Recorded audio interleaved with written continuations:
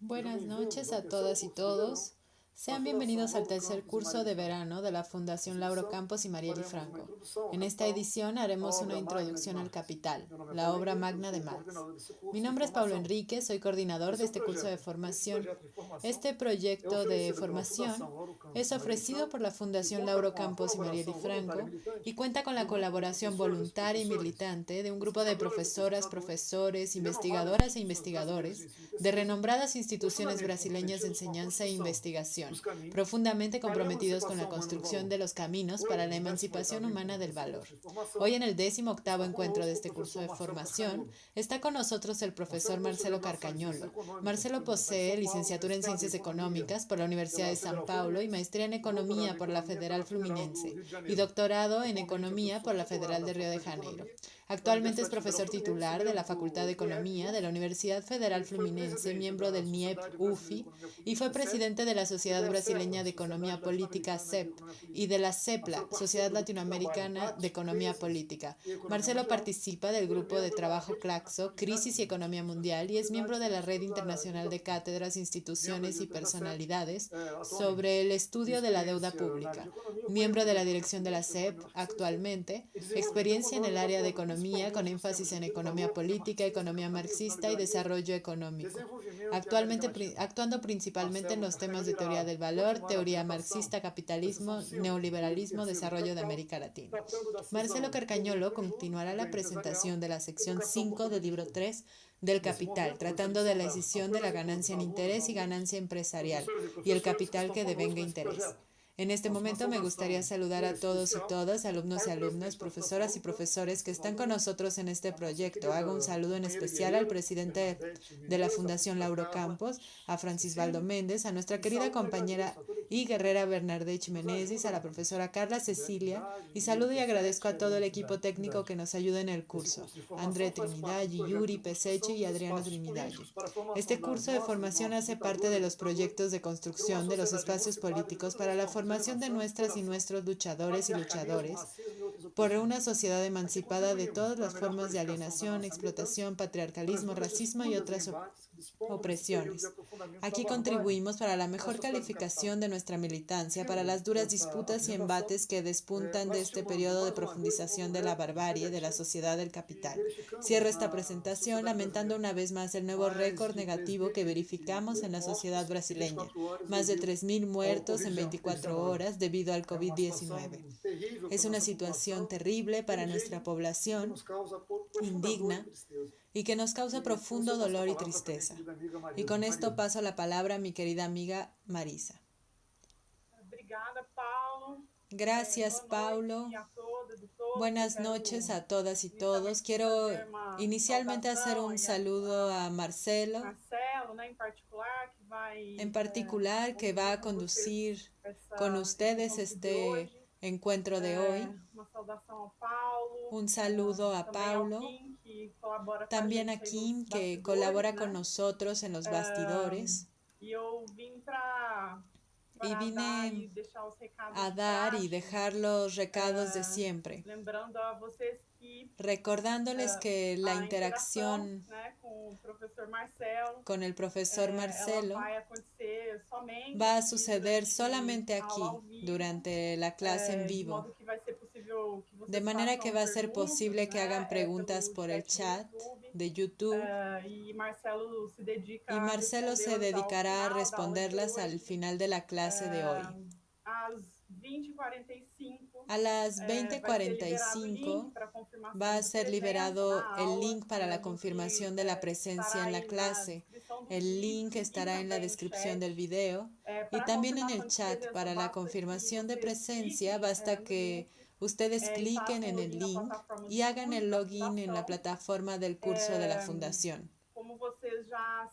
Como ustedes ya saben, esta clase quedará disponible en la plataforma del curso de la Fundación en la dirección laurocampos.org.br/curso. Pero el certificado solo será emitido a aquellos que se inscribieron hasta el día 19 de enero y que estuvieron presentes en las clases en vivo por lo menos al 75% de ellas. Para aquellos que deseen recibir el link de las clases vía WhatsApp, basta mandar un hola al número de la fundación que está allí disponible en la descripción del video de YouTube. Guardar el número de la fundación y enseguida ya es posible recibir los informes, así como los links de las clases. Espero que tengamos una buena noche, una buena discusión. Los dejo inmediatamente contigo, Marcela. Obrigado, Marisa. Obrigado, Paulo. Gracias, Marisa. Gracias, Paulo. Buenas noches, Kim, que está allí ayudando. Buenas noches para todo el mundo que está aquí en esta clase. Bueno, el objetivo hoy, entonces, como señalé en nuestro encuentro de la semana pasada, es justamente pensando como un todo estos dos encuentros. Yo había quedado con ustedes de dividir mi presentación en estos 2 días en 4 temas. El primero, que le llamé apuntes preambulares, que me pareció importante para entender lo que era la sección 5 del libro 3 del Capital. Un segundo punto que hablaba justamente del desdoblamiento teórico categorial de esta sección 5. Y nosotros avanzamos en la semana pasada justamente en buena parte de este desdoblamiento teórico categorial que retomamos hoy. Enseguida, el tercer gran punto sería meramente, digamos así, apuntar las temáticas tratadas por Marx en estos otros capítulos de la sección 5 del libro 3, que nosotros no destacamos aquí en nuestros encuentros el jueves y hoy. Y por último, cuarto y gran punto, intentar hacer... No un mapeamiento, pero una primera buena introducción, digamos así, hacia cómo más o menos este debate sobre la temática de las finanzas de la sección 5, de lo que está alrededor de la sección 5 del libro 3, sobrepasó al marxismo y de alguna manera acaba culminando, digamos así, en la discusión de lo que es el capitalismo contemporáneo, en lo que algunos llaman de financiarización que caracteriza este capitalismo contemporáneo. Entonces era este nuestro objetivo desde la semana pasada. Entonces voy a retomar hoy justamente desde el punto donde nos paramos el jueves, que es este desdoblamiento teórico categorial, rápidamente haciendo un rescate de nuestro recorrido en la clase pasada, sin entrar en detalles, que fue justamente que partiéramos de la clase anterior, no de la del jueves, sino antes, que de hecho creo que fue la de Marisa, que trató del capital comercial, recordando a ustedes que a partir del capital de comercio de dinero, que ya se había desdoblado en el capital bancario, siempre llamando la atención para el hecho de que el capital bancario en Marx no es sinónimo de bancos, de instituciones bancarias, como nosotros argumentamos la clase pasada, y ya habíamos descubierto también otro elemento importante dentro del proceso de substantivación de las formas del capital que caracteriza las secciones 4 y 5 del libro 3, que era justamente el capital en intereses o la mercancía capital transaccionada por capitalistas propietarios y capitalistas funcionantes. Lo que quedó para hoy, para la clase de hoy, fue justamente del punto de vista de ese desdoblamiento categorial, llegar a partir de ese recorrido que hicimos, capital de comercio de dinero, capital a interés y el capital bancario, como siendo síntesis de estas dos categorías, como veremos con mayor rigor de aquí a poco, justamente llegar al capital ficticio. Era este el recorrido o etapa en el recorrido que faltaba tratar hoy.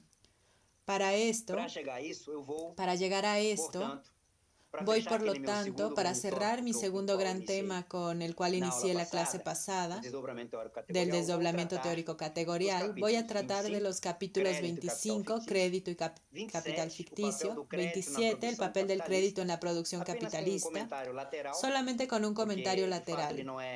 porque de hecho no es necesario para esto que estamos proponiendo aquí, pero quiero hacer un apunte más específico en relación al capítulo 27.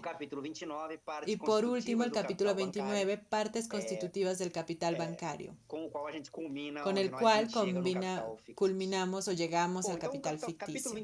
Bueno, entonces el capítulo 25, crédito y capital ficticio, como alerté en la clase pasada, a pesar de su nombre, a pesar de su título, a quien va allí ávido de encontrar en el capítulo 25 justamente lo que Marx tendría a decirnos de esta categoría capital ficticio, hay un anticlímax, o sea, se llega allí y no hay casi nada, para no decir, por no decir nada del capital ficticio.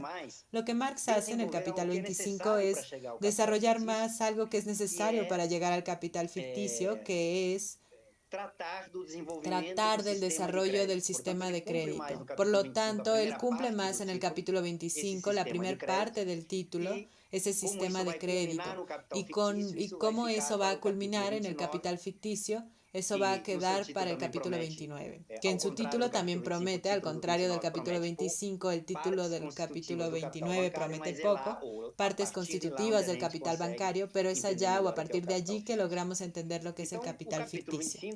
Entonces, el capítulo 25 trata justamente de eso, del desarrollo del sistema de crédito. Perciban, el crédito no es novedad en el argumento de Marx. El crédito está por lo menos presente desde el capítulo 3 del libro 1, cuando Marx trató de la función del dinero en cuanto medio de pago. Ya estaba allí.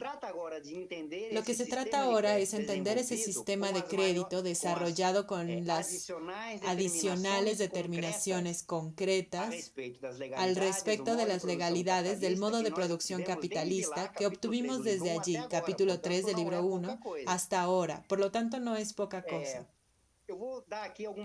Voy a dar aquí algunas llaves de lectura para este capítulo 25, para cuando ustedes vayan a leer o releer el capítulo 25, para que tomen cuidado, porque recuerden que desde el inicio de nuestra clase pasada, esta sección 5 del libro 3 es el material peor acabado que Engels encontró para intentar elaborar y publicar en la forma, en este caso, del libro 3. Recuérdense que Keynes, disculpen, es que acabé de hablar de Keynes en otra discusión. Recuerden que Engels nos alertó también para el hecho de que él intentó hacer eso, digamos, mejorar aquel material borrador de Marx por lo menos 3 veces. Él dice 3 veces, pero hay gente que cree que lo intentó más veces y no lo logró, no lo consiguió, de forma que nos entregó a nosotros el material mal acabado que él encontró, quitando una u otra cosa. Entonces, cuando vayan a leer el capítulo 25 van a encontrar ese carácter mal acabado del texto, pero voy a dar algunas llaves de lectura para que cuando lo vayan a leer tengan un acceso un poco más facilitado. Primera llave de lectura que doy es que cuando Marx va a tratar de este sistema de crédito en el capítulo 25, lo que él está pensando es en la generalización y ampliación del dinero en cuanto medio de pago. O sea, él está tomando la función del dinero medio de pago allá en el capítulo 3 del libro 1 e intentando mostrar cómo aquello que está allá en el capítulo 3 del libro 1, esta lógica, cuando está hablando sobre generalización y ampliación, no es una generalización y ampliación histórica. Está pensando en el hecho de que aquel sentido allá puesto en el capítulo 3 del libro 1 se amplía desde el punto de vista de la ampliación en la intermediación de este sistema de crédito, que este sistema de crédito hace en las más variadas formas de relaciones sociales entre los individuos en el capitalismo. Por lo tanto, se trata de una generalización y ampliación lógica del dinero en cuanto medio de pago. ¿De qué se trata esto? Que si sabemos allá en el libro 1 que las relaciones sociales en el capitalismo son todas mediadas por compras y ventas de mercancías y que el dinero pasa a ser una relación en esta relación comprador-vendedor y que una de estas funciones del dinero es el medio de pago, eso significa, por lo tanto, que esas relaciones sociales en el capitalismo son mediadas por el dinero. Y una mediación adicional se pone en el hecho de que el dinero se para en el tiempo la alienación de la mercancía en los términos de Marx, o sea, la transferencia de la propiedad de la mercancía en cuestión y la realización de su precio. O sea, se crea la figura del deudor y del acreedor. Un individuo que va a comprar, compra la mercancía hoy, por lo tanto se convierte en propietario de esa mercancía hoy, pero se compromete a pagar, por lo tanto, a realizar el precio de esa mercancía en un periodo subsecuente, contrayendo, por lo tanto, una deuda, y el vendedor pasa a ser acreedor. Eso ya estaba ya en el capítulo 3 del libro 1. ¿Cuál es la novedad? La novedad es que ahora, en el capítulo 25 del libro 3, eso incluye toda y cualquier transacción y todo y cualquier proceso de intercambio. Recuerden la clase pasada, lo que incluye también la compra y venta de la mercancía capital, la tercera mercancía especial que Marx nos presenta, que relacionaba al propietario de la mercancía capital con el demandante de la mercancía capital en la transacción que se daba y, por lo tanto, la realización de su precio, que es donde aparecía la categoría. Significa que el sistema de crédito pasa a mediar e incluso esas transacciones entre capitalistas propietarios de la mercancía capital, Marx los va a llamar de prestamistas, los que están prestando la mercancía capital, y capitalistas funcionantes, que Marx va a llamarlos de prestatarios o quienes tomaron prestada aquella mercancía capital. Entonces esa es la primera cosa. El capítulo 25 trata de esa generalización del sistema de crédito, ya englobando todos los procesos de intercambio, incluso estos últimos que acabamos de tratar en los capítulos anteriores. Por lo tanto, perciban que se trata aquí de la relación acreedor-deudor. Por lo tanto, se trata de promesas de pago. Se asume una deuda con la promesa de pagar, de realizar aquel precio de aquella mercancía que se transaccionará.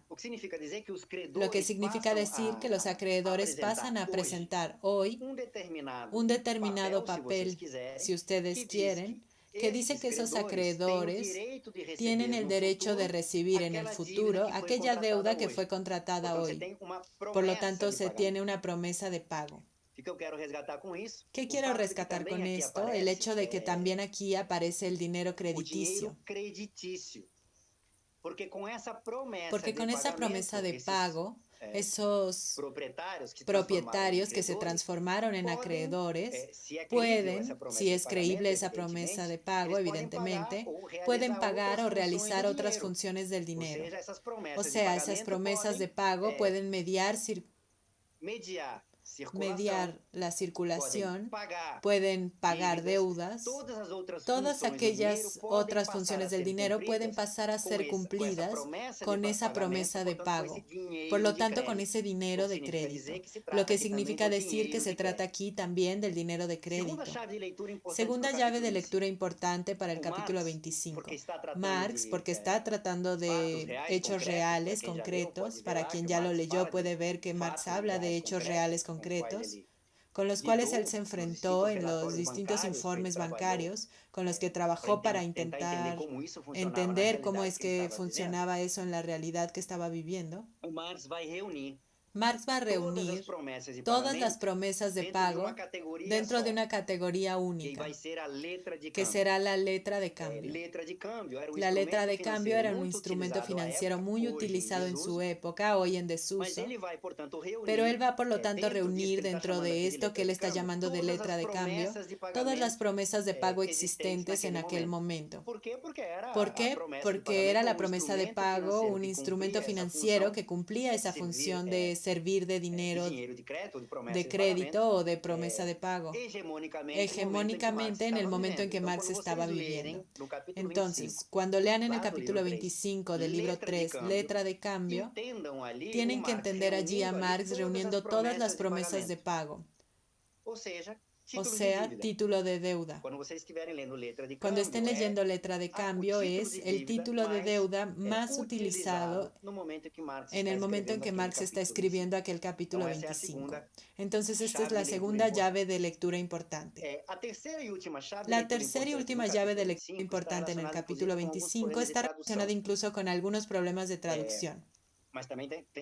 Pero también está relacionada con que el propio Marx, recuerden, fueron publicados los borradores de Marx, entonces también está relacionado aquí con una imprecisión en el propio borrador de Marx, que seguramente para quien conozca el rigor con el cual Marx trabajaba sus textos finales, sería corregido en el momento que esto fuera publicado aquí de veras, digamos así. Por lo que quiero llamar la atención en esta tercera llave de lectura, que en este capítulo en realidad a partir de él, aunque esto aparezca ya en capítulos anteriores, pero a partir de él de manera más generalizada, Marx comienza a llamar a aquel capital que devenga interés, recuerden la clase pasada, de capital monetario. O sea, de manera...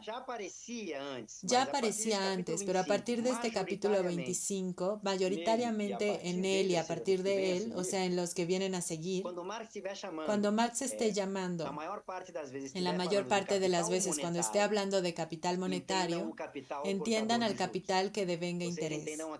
O sea, entiendan aquel capital, o mejor, aquel dinero que tiene la posibilidad de valorizarse en el futuro. Por lo tanto, el dinero que tiene la posibilidad de devenirse en capital, que está siendo transaccionado hoy por su propietario, vendiendo esa posibilidad para el capitalista funcionante, transaccionando la mercancía capital. ¿Cuál es el problema de llamar el capital a interés de capital monetario? Que es un problema del propio Marx. El problema es que algunas traducciones, y aquí no es culpa de Marx, algunas traducciones desde el libro 2, en el capítulo 1 del libro 2, habían llamado al ciclo del capital en la forma dinero, lo habían llamado de ciclo del capital monetario. Ya era un error en sí, primero porque dinero no es igual a moneda, son relacionados pero diferentes. Segundo, que al traducir el ciclo del capital dinero por ciclo de capital monetario, en el momento en que se llega aquí al capítulo 25 del libro 3, quien está leyendo capital monetario puede tener la impresión de que se trata del mismo capital monetario que define el ciclo en el capítulo 1 del libro 2 y se confunde. ¿Por qué se confunde? Porque allá, aparte de ser ciclo del capital dinero y no ser ciclo del capital monetario, se trataba justamente, como vimos en la clase pasada, de la dialéctica contenido, el capital en movimiento, asumiendo distintas formas, eran tres: dinero, mercancía y producción. Aquí en las secciones 4 y 5 en las que estamos, se trata de un desdoblamiento dialéctico, se trata del proceso de autonomización o substantivación de las formas. Justamente aquellas formas que allá en la sección del libro 2 no estaban autonomizadas, no estaban substantivadas. Por lo tanto, tratar en el mismo nivel de abstracción el capital monetario aquí y allá significa desconsiderar el salto dialéctico que ocurrió de allá para acá. ¿Cuál fue? Que aquí estamos tratando del proceso de substantivación o autonomización de las formas, volviendo a una de las observaciones preambulares de la clase pasada. Eso significa decir, aquí en las secciones 4 y 5, que de aquellas funciones del capital industrial total que estaban allá en el libro 2, capitales particulares pasan a especializarse en esas funciones y pasan a ejercer esas funciones de manera capitalista. Y cuando no el capital productivo, todas las otras no adentran el proceso productivo, todos los capitales particulares pasan a ser parte del proceso de apropiación de un plusvalor que él directamente no producía. Por lo tanto, estoy llamando la atención a esto. A partir de este capítulo, de manera mayoritaria hegemónica, Marx pasa a llamar capital a interés y de capital monetario.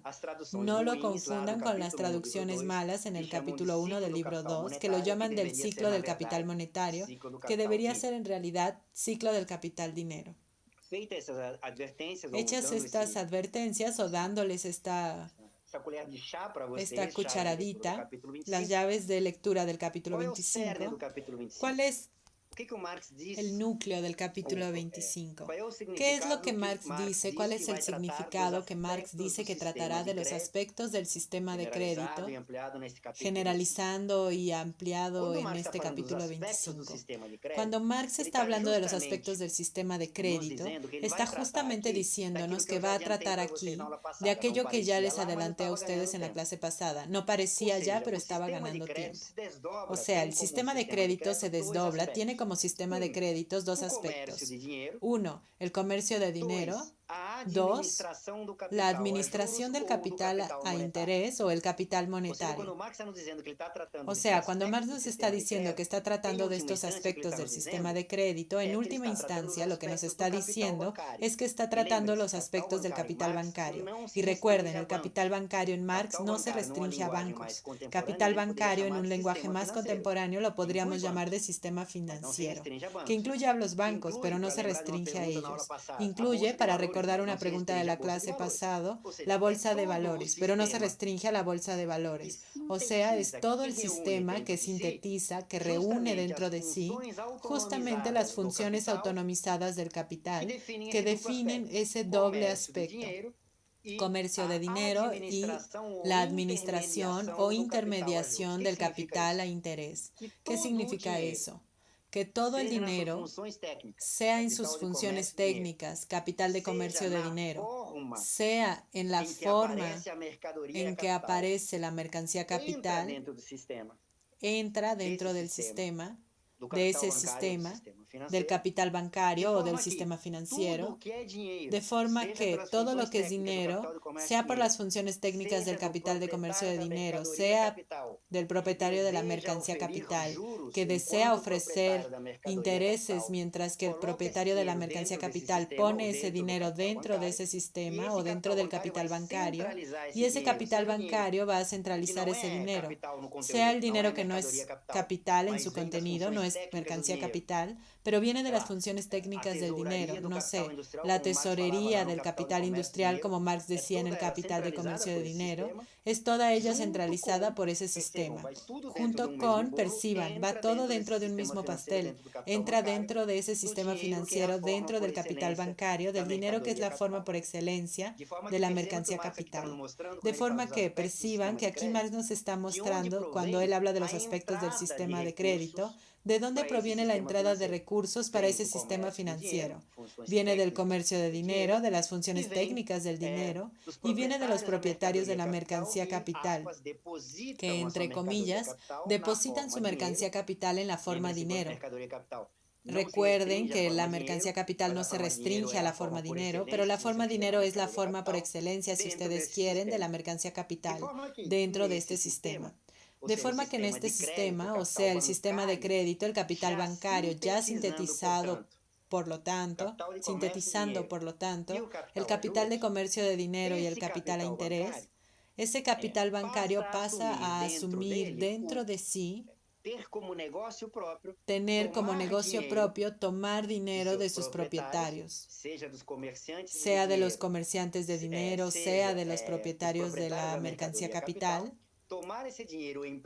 tomar ese dinero prestado, o sea, para que los comerciantes de dinero depositen, o para que todos los otros comerciantes o capitalistas productivos depositen su dinero en este sistema, y para que los propietarios de la mercancía capital depositen ese dinero dentro de ese sistema promete a los primeros y a los segundos pagar una determinada tasa de interés. O sea, el sistema, el capital bancario, el sistema financiero, asume un pasivo y remunera ese pasivo con determinada tasa de interés. Es lo que se acostumbra a llamar de tasa media de interés de los pasivos.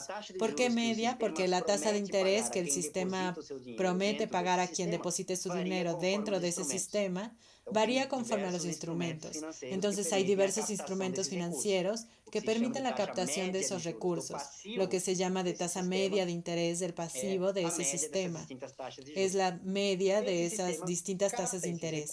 Ese sistema capta esos recursos y del otro lado, en la otra punta, va a conceder créditos y por lo tanto va a prestar.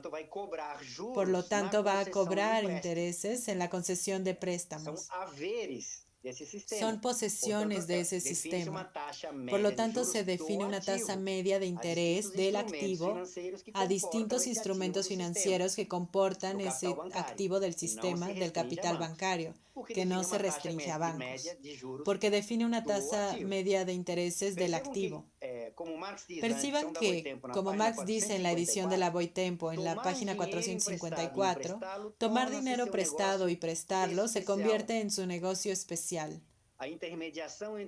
La intermediación entre el verdadero prestamista, capital propiedad, y el prestatario capital, función del capital monetario, junto con el capital de comercio de dinero, define el negocio de ese sistema, el negocio del sistema financiero del capital bancario. Tomar dinero prestado y prestar dinero. ¿Cómo es que ese sistema, el capital bancario o el sistema financiero, gana dinero?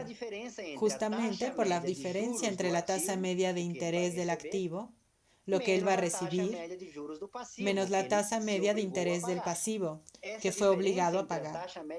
Esa diferencia entre la tasa media del interés del activo y la tasa media del interés del pasivo, aunque eso no esté explícitamente en Marx, es lo que se llama hasta hoy de spread bancario.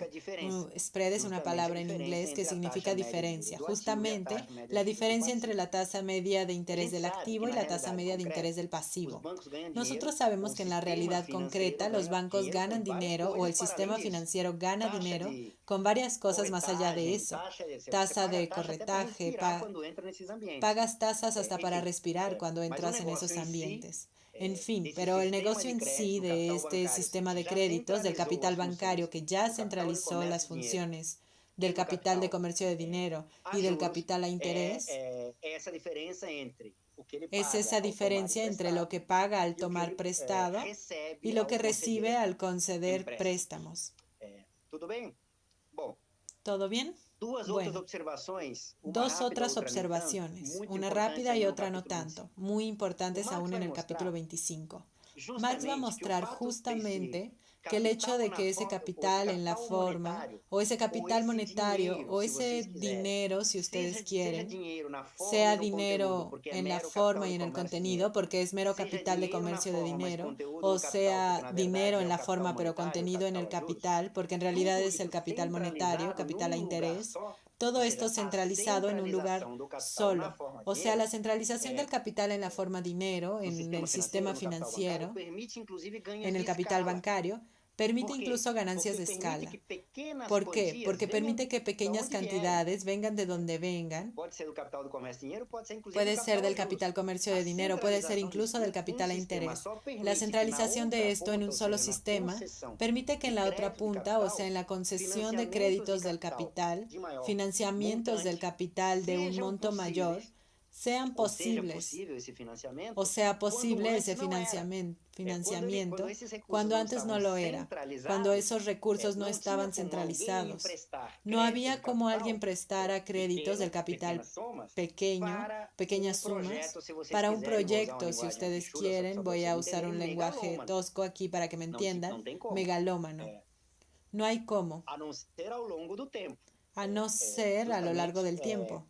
Justamente el ahorro, o si quieren la reserva de pequeñas sumas de recursos a lo largo del tiempo constituirán de adelante, eso es importante, recursos voluptuosos que permitirán el financiamiento de un crédito de capital de mayor monto. Con una centralización de estos recursos en el capital bancario, en el sistema financiero, eso es posible desde hoy. Una cosa que solo sería posible o no allá adelante pasa a ser posible hoy. Entonces perciban que, de nuevo, Marx nos está mostrando aquí que la funcionalidad del proceso de substantivación o autonomización de las formas es el hecho de que esto permite al capital en general, al capital total, al capital industrial en el sentido del libro 2, la reducción del tiempo de rotación del capital y por lo tanto el aumento de la tasa anual de plusvalor y por lo tanto la tasa anual de ganancia. Esta es la función de ese proceso de substantivación y autonomización de las formas. La disfuncionalidad es el hecho de que se trata aquí de capitales particulares que meramente se apropian sin participar directamente del proceso productivo. Esa es la dialéctica, como señalé al inicio de la clase pasada.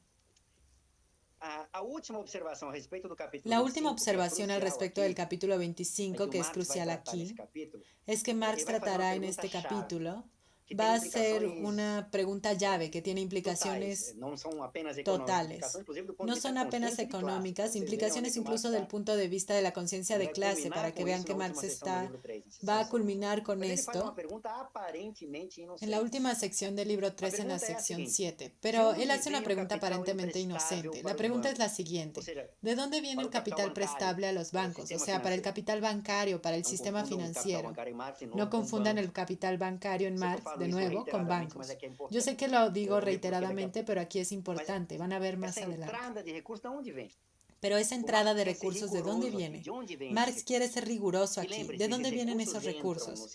Y recuerden, esos recursos entran en el sistema con la promesa del pago de la tasa de interés.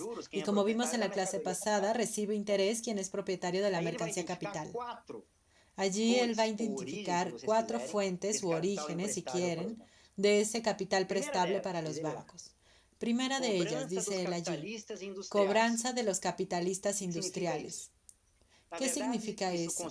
En realidad, eso constituye el capital en la forma dinero, que todo productor o comerciante o comerciante, porque puedes tener un productor que también sea comerciante, mantiene como fondo de reserva lo que él deja fluir como pago. O sea, está tomando a los productores o a los comerciantes, está tomando el efectivo de esos productores o comerciantes y está diciendo que este fondo de reserva entra en el sistema como cobranza de los capitalistas industriales. O sea, aquello que los capitalistas industriales, sean productores o comerciantes, reciben, van y lo depositan o insertan dentro de ese sistema. Entonces ese primer origen es lo que nosotros llamamos, Marx ya lo había llamado, de capital de comercio de dinero. Entonces, el primer origen del capital prestable que constituye el sistema es el capital de comercio de dinero. Segunda fuente u origen, depósito de los capitalistas monetarios propietarios o depósito de los capitalistas monetarios para préstamos, o sea, son los propietarios de la mercancía capital que estudiamos en el capítulo del capital que devenga interés, que toman ese capital en la forma de dinero y depositan en el sistema. Entonces perciban, la primera fuente es el capital de comercio de dinero, la segunda fuente es el capital a interés que Marx aquí llama de capital monetario, como lo vimos al inicio de este capítulo. Lo curioso es que Marx dice que hay 2 fuentes más y ellas me interesan aquí mucho. Me voy a brincar la tercera en la orden de la presentación de Marx y voy a llegar a la cuarta. El por qué lo van a ver más adelante. El cuarto origen son los rendimientos depositados en los bancos. ¿Qué es lo que Marx nos está diciendo aquí? Recuerden las 2 primeras fuentes. El capital de comercio de dinero, o sea, la tesorería de productores y comerciantes que va al sistema, y los propietarios de la mercancía capital, que es la segunda fuente que es depositada en el sistema. Recuerden, el propio sistema le prometió tanto a uno como al otro pagar intereses. Entonces imaginen en un periodo subsecuente, cuando el propio sistema ya le pagó a los primeros y a los segundos esos intereses. Marx hace la pregunta, esos intereses adicionales, aparte de lo adicional que fue pagado de regreso, de lo principal que fue pagado de regreso, ¿qué es lo que unos y otros hacen con ese recurso? Lo redepositan en el sistema. Entonces perciban que aquello que originalmente el sistema prometió pagar de intereses a los propietarios del dinero, que resulta del comercio de dinero, y propietarios del capital a interés, una vez pagado incluso lo principal, vuelve a ser reintroducido en el sistema, o sea, ese cuarto origen del capital prestable a los bancos es una especie de efecto de retroalimentación del sistema. El sistema crea más recursos en función de que prometió pagar intereses. Y esos intereses pagados junto con lo principal vuelven a adentrar el sistema en el periodo subsecuente. Entonces el cuarto origen es una especie de efecto acumulativo, proceso acumulativo del propio sistema. Quedó faltando la tercera fuente, el tercer origen, porque es crucial aquí. ¿Cuál es la tercera? La tercera, dice él allí. Pequeñas sumas de todas las clases, entiéndanse clases sociales, en la forma de depósitos o ahorros que no tienen la capacidad de actuar como capital monetario por sí solos. O sea, es dinero de todas las clases sociales, incluso, por ejemplo, la clase trabajadora, que viene, por ejemplo, en este caso de los salarios, que si los trabajadores logran comprar las mercancías con las cuales ellos sobreviven y sobra un recurso, también será depositado en ese sistema. Y atención, como el sistema no discrimina las fuentes de origen, y todo el dinero que entra en el sistema tiene la promesa de pagar la tasa de interés, eso significa que la clase trabajadora, en realidad todas las clases, pero incluye a la clase trabajadora, al depositar su dinero en ese sistema, también tiene acceso a apropiarse de intereses. Y recuerden, quien se apropia de intereses en la clase pasada es el propietario de la mercancía capital. Por lo tanto, el propio sistema, el capitalismo aquí, el sistema del capitalismo, hace que la clase trabajadora parezca ser propietaria de una mercancía capital que en realidad no posee. Porque como se apropia de intereses, parece que es propietario de una mercancía capital. Y noten, el parezca aquí no significa que sea mentira, porque si tomas tu ahorro y lo depositas allí, vas a ganar algunos intereses. Vas a ganar alguna cosa, vas a apropiarte de alguna cosa, lo que no significa que seas propietario de una mercancía capital. Lo que quiero resaltar con esto es lo siguiente: perciban cómo el proceso de mistificación aquí se amplía, incluso desde el punto de vista de las clases sociales, porque estos individuos pasan a percibirse como algo que en la esencia no lo son. Ellos no son capitalistas, propietarios de la mercancía capital, pero ganan dinero, ganan intereses. Bueno, capítulo 27 para que avancemos. Quería llamar la atención apenas a solo dos cosas.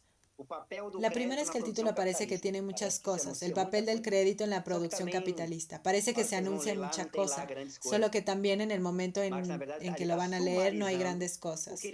Marx en realidad está allí resumiendo lo que él ya obtuvo sobre el papel del crédito en la producción capitalista.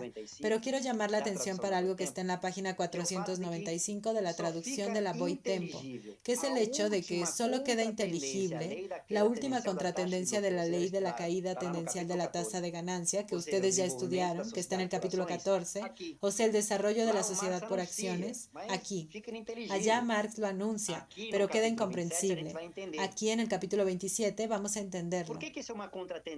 ¿Por qué es que esto es una contratendencia a la ley de la caída tendencial de la tasa media de ganancia? Porque Marx nos está mostrando que la formación de las sociedades anónimas, o sea, el hecho de que es posible constituir capital, crédito de capital, al vender acciones, quien compra la acción no está deseando apropiarse de la integralidad de aquella ganancia media del capítulo 9 del libro 3, sobre el cual incide la ley de la caída tendencial de la tasa de ganancia. Quien compra la acción está deseando apropiarse de una fracción de aquel plusvalor, de una fracción de aquella ganancia media, en la forma de lo que hoy en día, en la época de Marx también, se llama de dividendos, que por definición es una fracción de aquel plusvalor. ¿Qué significa decir esto? Que quien compra la acción se contenta con ganar algo menos que aquella ganancia media. Y por lo tanto, si sectores con composición orgánica del capital media, arriba de la media de la economía como un todo, se constituyen en esta forma, o sea, como sociedades por acciones, el hecho de que quien va a recibir, va a participar de la distribución, de la apropiación de aquel plusvalor, se contenta con una parcela menor, no va a modificar sus actitudes, o sea, no va a participar de la tasa media de ganancia, de la competencia que llevará a la formación de la tasa media de ganancia. Por lo tanto, los sectores que por tener composición orgánica del capital arriba del promedio jalarían la tasa media para abajo, la tasa media de ganancia para abajo, no lo hacen. Eso significa que la tasa de ganancia media subirá, conformándose, por lo tanto, una contratendencia a la ley de la caída tendencial de la tasa de ganancia. Estoy llamando la atención al hecho de que aquella última contratendencia señalada por Marx en el capítulo 14 del libro 3 solo puede ser entendida en esta sección. En específico, Marx y Engels van a llamar la atención a esto, en este capítulo 27, el papel del crédito en la producción capitalista.